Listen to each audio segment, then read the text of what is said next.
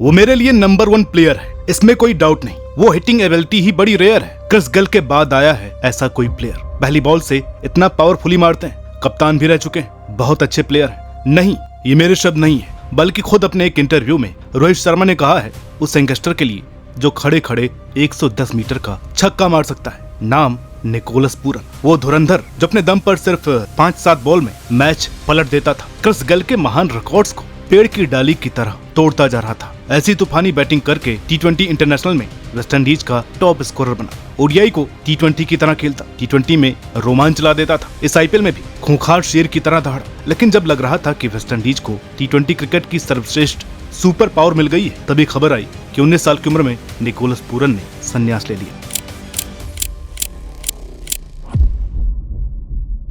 पहले Glenn Maxwell का ODI retirement, फिर क्लासन का महज 33 की उम्र में अंतर्राष्ट्रीय क्रिकेट को अलविदा कह देना, और अब निकोलस पूरन। और ये तो अभी 30 के भी नहीं थे। ताजुब की बात तो ये थी कि दोनों अपनी पीक पर थे जब रिटायर हुए। जैसे ये खबर आई, भर भर करके वीडियोस बनी, मीम्स बनी, तो कुछ लोग इन्हें होलसेल में गालियां देना चालू हो गए। किसी का कहना था कि पूरन ने पैसों के लिए इंटरनेशनल क्रिकेट से मुंह मोड़ लिया, तो किसी का मानना था कि क्लासन का देश ब्लैक रूल चलाता है, जिसकी वजह से ही वो रिटायर हो गए। लेकिन एक अजीबो गरीब सी कश्मकश है कि आखिर क्यों ऐसी प्रीमेच्योर रिटायरमेंट ले ली इन टैलेंटेड प्लेयर्स ने, और आखिर क्यों आजकल इतनी जल्दी जल्दी रिटायरमेंट्स आ रही हैं। तो इन्हीं सब पर बात करेंगे। नमस्कार, मेरा नाम है अनुराग सूर्यवंशी और आप देख रहे हैं नारद टीवी। कारण नंबर 1, इतनी ज्यादा फ्रेंचाइजी क्रिकेट। दोस्तों, सबसे पहले हमें ये समझना चाहिए कि रिटायरमेंट ना तो पहली है ना ही आखिरी। आपको याद होगा इंडिया वर्सेस साउथ अफ्रीका वो बॉक्सिंग डे टेस्ट 2021, जिसके तुरंत बाद क्विंटन डिकॉक की रिटायरमेंट आ गई। उम्र थी सिर्फ 29। फिर 2023 वर्ल्ड कप खेलकर इन्होंने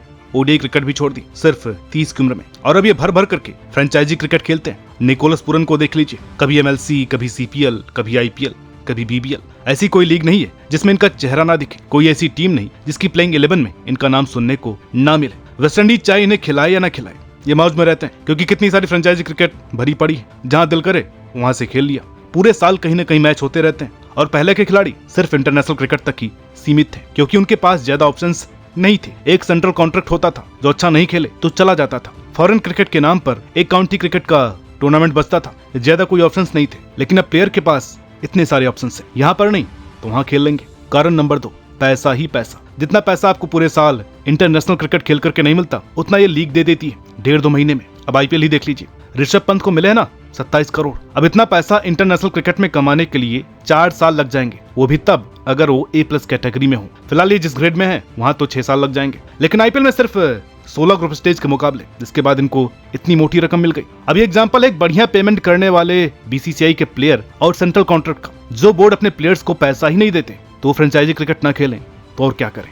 कितना पैसा है, कोई खिलाड़ी अरबपति बन सकता है सिर्फ 6 महीने खेलकर। खुला खाना पीना, ऐशो आराम की जिंदगी, और पूरन बाबू को 21 करोड़ मिलते हैं एलएसजी से सिर्फ 2 महीने खेलने का। वहीं वेस्टइंडीज वाले 2 करोड़ देते हैं पूरे साल का, यानी कि 10 साल की कमाई सिर्फ आईपीएल में 2 महीने में खेल करके बना ली। और बाकी लीग में भी इन पर खुला पैसा बरसता है। कारण नंबर 3, फ्लेक्सिबिलिटी और ऐश। भाई, जब आप देश के लिए खेलते हो तो 1 साल के कॉन्ट्रैक्ट में रहकर कई चीजों को फॉलो करना पड़ता है। बड़ी स्ट्रिक्ट दायरे में रहकर खेलना पड़ता है, काफी जिम्मेदारी से खेलना पड़ता है, तरीके से गेम को रीड करना पड़ता है, फिर प्रॉपर गेम चलाकर टीम को जिताना होता है। अगर ऊंच नीच की तो सीधा टीम से बाहर, अगर इंजर्ड हो गए तो रिहैब में, एनसीए में जाइए। हाफ फिट रह करके मैच नहीं खेल सकते।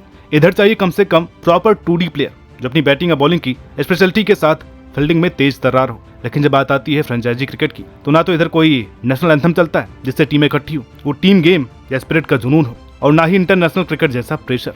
अंधाधुंध बल्ला चलाओ, दे उल्टी पुल्टी शॉट, अब ज्यादा से ज्यादा फेल हो जाएंगे, लेकिन पैसा आपके सीधा बैंक अकाउंट में आएंगे। अगर इस साल ने अगर किसी टीम से गंदा खेला तो टीम ने रिलीज कर दिया, लेकिन अगले साल कोई दूसरी टीम आपको अपने साथ शामिल करेगी। इस फ्रेंचाइजी में नाम नहीं आया, कहीं और खेल लेंगे। कोई चोट या निगल भी आ गया तो इम्पैक्ट प्लेयर बन जाएंगे। फील्डिंग कितनी भी गंदी हो, कौन परवाह करेगा। 3D प्लेयर चाहिए ही नहीं। एग्जाम्पल सुनील नारायण कितनी गंदी फील्डिंग करते हैं। इंटरनेशनल क्रिकेट में होते तो गेंदबाजों के अंदर का शाकिब बाहर आ जाता इनकी फील्डिंग को देख करके। लेकिन फ्रेंचाइजी क्रिकेट में कोई दिक्कत ही नहीं, करो मनमानियां। यहाँ पर फ्लेक्सिबिलिटी है, ना की बंदिश है, और ना ही उतनी उम्मीद है। दोस्तों, अभी तक हमने जो भी कारण बताए ये जनरल रीजंस थे कि कोई भी प्लेयर इतनी जल्दी रिटायरमेंट लेकर फ्रेंचाइजी क्रिकेट का रुख क्यों करता है। अब बात आएगी उन कारणों की जिसके चलते अधिकतर साउथ अफ्रीका और वेस्टइंडीज के खिलाड़ी इंटरनेशनल क्रिकेट छोड़ देते हैं। अब आते हैं कारण नंबर 4 पर, बोर्ड की बेईमानियां। हाल ही में आपने देखा वेस्ट इंडीज बनाम इंग्लैंड T20 सीरीज, जिसमें आंद्रे रसल का नाम शामिल था। एक T20 में इंजर्ड थे, बाकी 2 में खिलाया ही नहीं। वेस्ट इंडीज की हमेशा से ये दिक्कत रही, इन्हें अपने बेस्ट प्लेयर्स को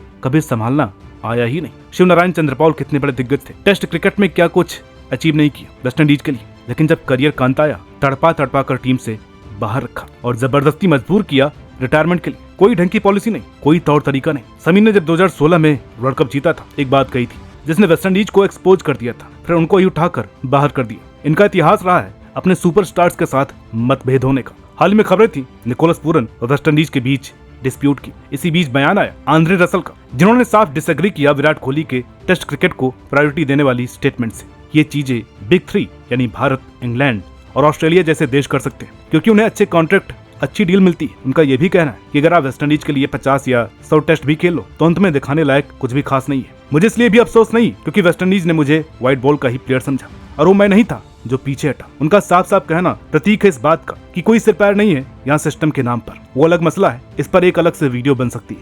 ये आखिर क्यों वेस्ट इंडीज क्रिकेट बोर्ड इतना टैलेंट होने के बाद भी इतना पीछे, क्या कमी रह गई? अगर इस पर आप विस्तार से इनकी गलतियों और सालों के डाउनफॉल पर वीडियो चाहते हैं तो कमेंट में वेस्ट इंडीज डिजास्टर लिख दीजिएगा। जितने ज्यादा कमेंट आएंगे हम उतनी जल्दी वीडियो लेकर के आएंगे। अब बात रही साउथ अफ्रीका की, तो इनका कलर रूल कितने खिलाड़ियों का करियर खा गया। 11 में से 6 खिलाड़ी आपको नॉन व्हाइट प्लेयर रखने पड़ेंगे, जिसमें से 2 ब्लैक होने चाहिए। अब या तो आप एबी डिविलियर्स, बेहद ही एक्स्ट्राऑर्डिनरी, जो किसी भी कंपटीशन में फर्स्ट ही आएंगे, या आप हो डेविड कॉनवे कि मेरा देश नहीं खिलाएगा तो फिर मैं न्यूजीलैंड चला जाऊंगा। इमरान ताहिर जैसा बनना भी आसान नहीं है। जिस देश से सब भागते हैं उसी देश से ये हाईएस्ट ओडीआई विकेट टेकर बने बतौर स्पिनर, और T20 में भी टॉप 5 विकेट टेकर बने। इसलिए दक्षिण अफ्रीका के कई खिलाड़ी या तो कोल पार्क, जिससे इंटरनेशनल क्रिकेट खेलना है, वो अपने ऑप्शन ढूंढता है।